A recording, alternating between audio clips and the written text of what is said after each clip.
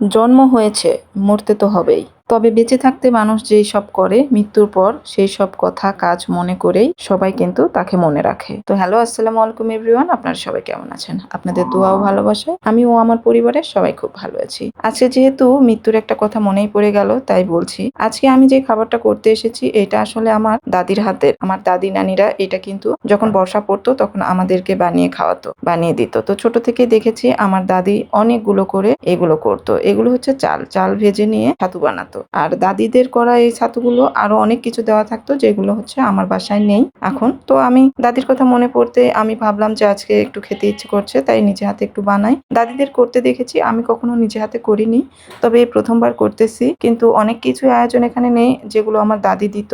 তো যাই হোক, আজকে দাদির কথা ভীষণ মনে পড়ছে। ওই যে বললাম যে মরতে তো হবেই, হ্যাঁ অবশ্যই আমরা সকলেই একদিন না একদিন মরে যাব। কিন্তু আমরা যে সব কাজগুলো আমাদের বাচ্চাদের সঙ্গে করে যাব, আমাদের নাতি নাতনির সঙ্গে করে যাব, সেগুলো কিন্তু আলহামদুলিল্লাহ তারাও মনে রাখবে। আসলে মানুষ মরে গেলেও মানুষের কর্মগুলো কিন্তু থেকেই যায় আজীবন। তার কর্মের উপরেই সে বেঁচে থাকে দুনিয়াতে সারা জীবন, মানে তার কর্মকে মনে রেখে তাকে মনে রাখে। তো যাই হোক, আমার দাদির হাতের সেই ছাতু খেতে কিন্তু খুব বেশি ভালো লাগতো, খুব মজা লাগতো। নারিকেল দিত, তিল দিত, আরো অনেক কি যেন দিত, যেগুলোর নাম হয়তো আমি জানি না। আমি আসলে নিজে কখনো দাঁড়িয়ে থেকে দেখিনি, তো আমি শুধু খেয়েছিলাম মাত্র। আর অনেক বাড়ি, মানে আমার দাদিরা তো এইগুলো করেই থাকতো, প্রায় করতো। তো আমাদের গ্রাম অঞ্চলে সাধারণত এই ধরনের খাবার হয়ে থাকতো। আর এখন তো বুঝতেই পারছেন, এখন আর এরকম খাবার কেউ খায় না, সবাই হচ্ছে কিনে খেতেই বেশি পছন্দ করে। কেউ আর এরকম হাতে পরিশ্রম করে আর কি খায় না। তো এদিকে গরমে তো আমি ঘেমে শেষ একদম। শখের বসে করতে এসে দেখেন এই কি অবস্থা। আর এর সঙ্গে আমি একটু গমও ভেজে নিলাম। গম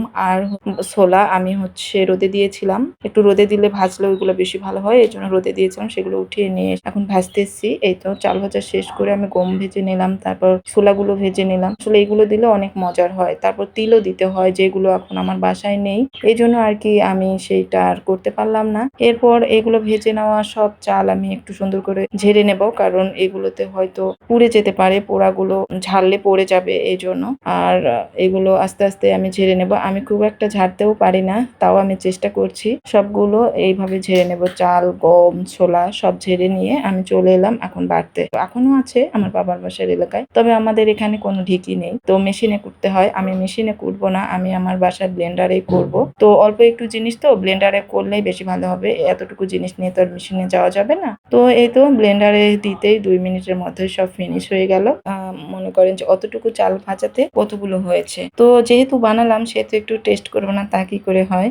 আমার তো সেই খেতে ইচ্ছে করছে, কতদিন যে খাইনি। সেই দাদি মারা গিয়েছে, তারপর থেকে আর খাওয়া হয়নি। তো এই তো আমি এখন সেটা মেখে নিচ্ছি, একটু চিনি দিয়ে মাখবো, মেখে এখন খাবো আলহামদুলিল্লাহ।